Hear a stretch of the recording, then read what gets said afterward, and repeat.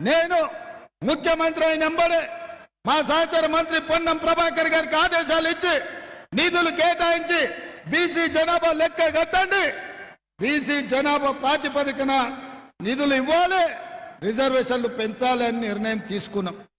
ఒక పక్కన బీసీ జనాభా లెక్క కట్టి రిజర్వేషన్లు పెంచాలని మేమంటుంటే బీజేపీ నాయకులు నరేంద్ర మోడీ, అమిత్ షా నుంచి మొదలు పెడితే జేపీ నడ్డా వరకు, బండి సంజయ్ వరకు, కిషన్ రెడ్డి వరకు, ధర్మపురి అరవింద్ వరకు బీజేపీ నాయకులు రిజర్వేషన్లను రద్దు చేస్తాం, మాకు 400 సీట్లు ఇవ్వండి అంటున్నారు.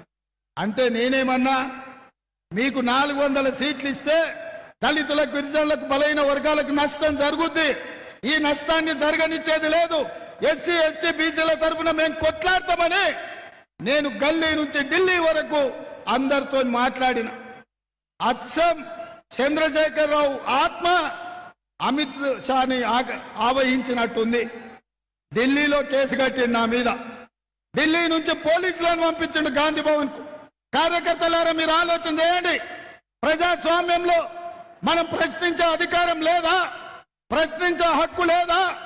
దళితుల పక్కన, గిరిజనుల పక్కన, బలైన వర్గాల పక్కన నిలబడితే గుజరాత్ పెత్తందారులు, ఢిల్లీ సుల్తాన్లు ఢిల్లీలో కేసులు పెట్టి ఇవాళ గాంధీ భవన్ కు పంపించి రేవంత్ రెడ్డిని పట్టుకరాపోండి అని పంపించారు.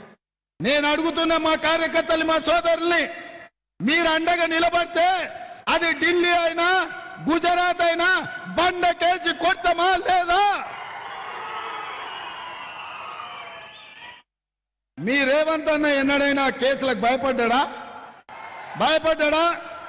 చంద్రశేఖరరావు ఇట్లనే తమాషా చేసిండు కదా, చెర్లపల్లి చెంచల్గూడకు పంపించిండు కదా, చివరికి ఏమైంది? ఇరిగి బోర్ల పడ్డాడు మా కార్యకర్తల దెబ్బకు.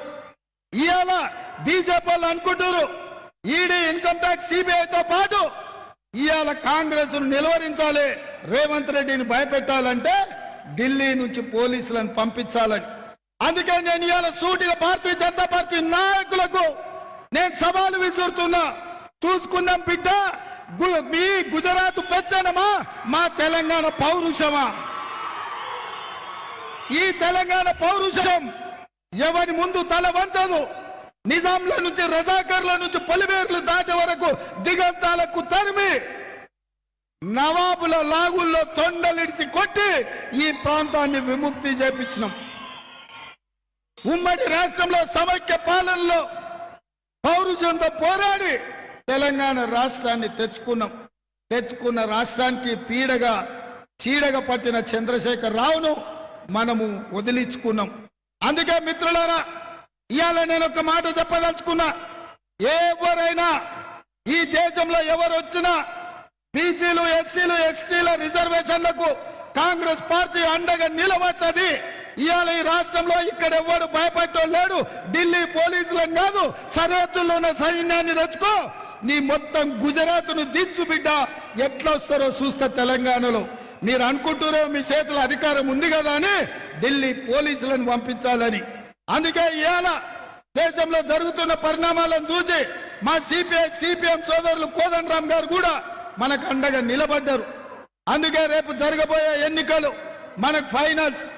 ఈ ఫైనల్స్ లో మనం గెలవాలి, మనం నిలవాలి, మనం రాహుల్ గాంధీని ప్రధానమంత్రిని చెయ్యాలి.